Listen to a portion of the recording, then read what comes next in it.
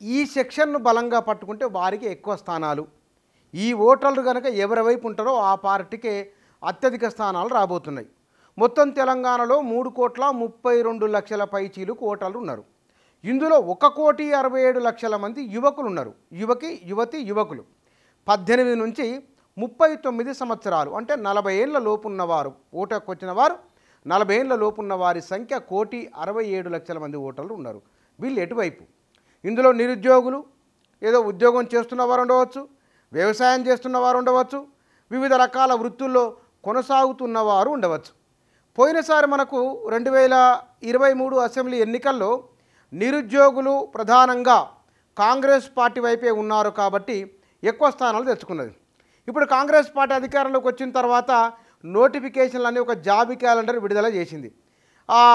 ఇక్కడ ఈ సందర్భంలో మరి ఈ ఓటర్లు ఎటువైపు ఉండబోతున్నారు? నరేంద్ర మోదీ ప్రభావం బలంగా ఉందని ఒక చర్చ జరుగుతున్నది. బీజేపీ వైపు ఉన్నారా? లేదు, తెలంగాణలో కాంగ్రెస్ పార్టీ వచ్చిన సందర్భంలో ఏదో ఒకటి చేసే ప్రయత్నం చేస్తున్నది కదని చెప్పి ఈ పార్టీ వైపు ఉన్నారా?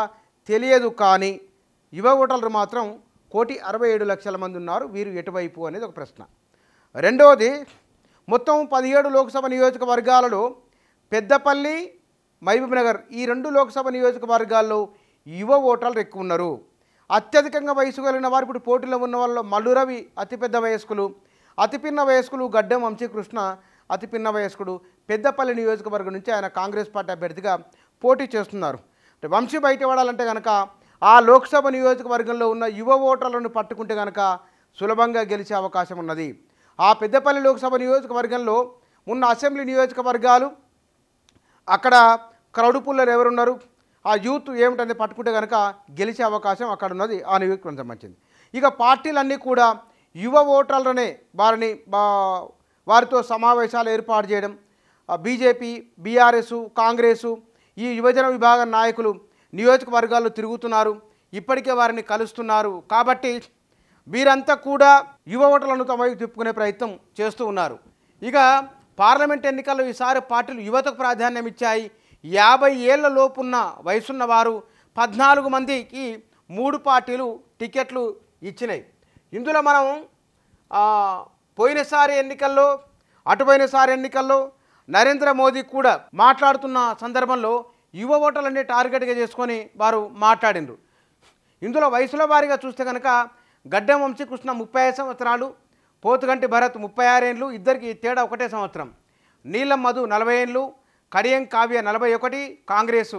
ఇక చల్లా వంశీచంద్ 43, రఘుబీరెడ్డి 44, మాలోత్ కవిత 45, అరవింద్ బీజేపీ 47, ఆత్రం సుగుణ 48, గాలి అనిల్ కుమార్ 49 ఏళ్ళు, సైదిరెడ్డి 49 ఏళ్ళు, కిరణ్ కుమార్ కాంగ్రెసు భువనగిరి 49 ఏళ్ళు, మాధవీలత బీజేపీ 49 ఏళ్ళు, సునీతారెడ్డి కాంగ్రెస్ 49 సంవత్సరాలు.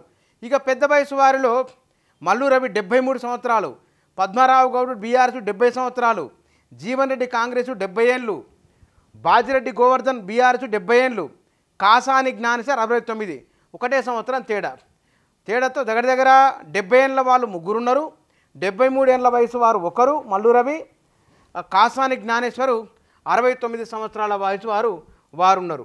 ఇక యువ ఓటర్లు అంటే వయసుల వారిగా చూస్తే కనుక 18 నుంచి 19 ఏళ్ళు ఉన్నోళ్ళు 9 లక్షలు, 20 నుంచి 29 ఏళ్ళు ఉన్నారు 67 లక్షలు, 30 నుంచి 39 ఏళ్ళు 91 లక్షలు, 40 నుంచి 49 ఏళ్ళు ఉన్నోళ్ళు 69 లక్షలు, 50 నుంచి 59 ఉన్నోళ్ళు 47 లక్షలు, 60-69 ఉన్నోళ్ళు 28 లక్షలు, 70-79 14 లక్షలు, 80 ఏళ్ళ పైబడిన వారు 4.47 లక్షల మంది ఓటర్లు తెలంగాణలో ఉన్నారు. ఇందులో 1,67,00,000 మంది.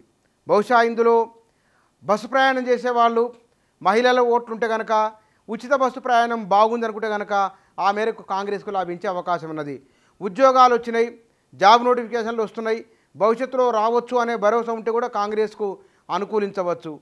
ఈ గత ప్రభుత్వం లాగానే ఉన్నది, ఈసారి కూడా ఏమీ లేదు, నిరుద్యోగిత కనుక నిరాశలో ఉంటే అది బహుశా బీజేపీకి అనుకూలించవచ్చు. సరే, ఎవరికి ఎట్లా అనుకూలిస్తుందో తెలియదు మనకు నిర్దిష్టంగా. కానీ ఈ యువ ఓటర్లు ఎవరి వైపు ఉంటే ఆ పార్టీకి ఎక్కువ సీట్లు వచ్చే అవకాశం ఉన్నది.